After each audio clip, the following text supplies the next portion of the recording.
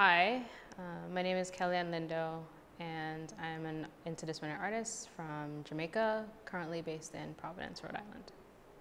I have an interdisciplinary practice, so I work across varying mediums. So in this exhibition, you'll find works on paper, you'll find tapestries, sound, I work in sculpture, print media, installation. I'm particularly interested in the use of the archive, thinking about Black archives specifically, and how we can use that as a way of reimagining a new future for ourselves. The residency at Spaces has been a pretty amazing experience.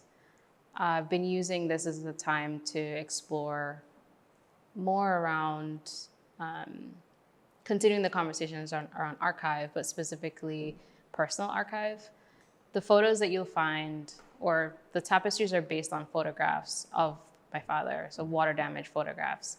And these are the only photographs that pretty much exist. And so you'll find a lot of the images are based on like family images, a few that exist, or memories. So a lot of the monoprints that you'll find in the show are from memory.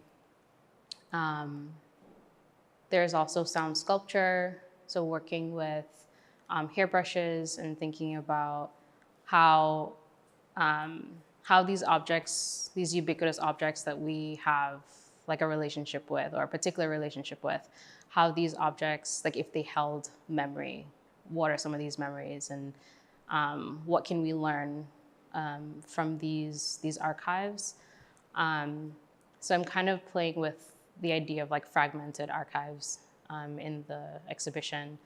And that's pretty much how I spent my time here. The title of the exhibition is Residue.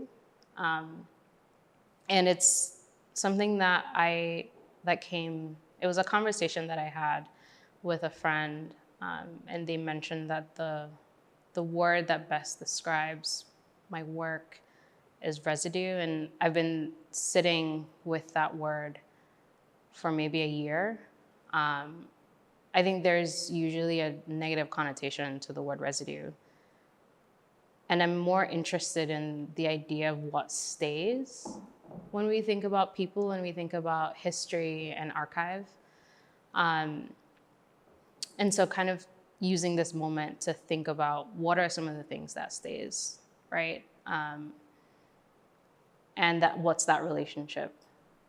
Thinking about time and history and collective memory. I think some of the works you'll see in the show are kind of tackling materials or material history that I haven't used in my work before. So like the tapestries, I've never worked with weaving, and that was an interesting sort of translation. I'm also kind of exploring sound a bit more. So with that sound sculpture, there are hairbrushes with really small speakers that are embedded in it. And I've kind of expanded the way that I'm thinking about community.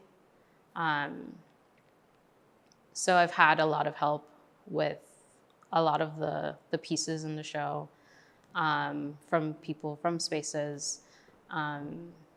So that relationship has been really great, which is something that's consistent in my practice.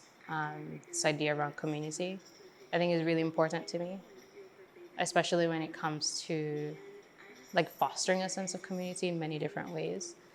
So exploring sort of different materials, and the possibilities of what will happen after, because I think a lot of the work, I see it more so as an experimentation, and it's something that I want to keep expanding on.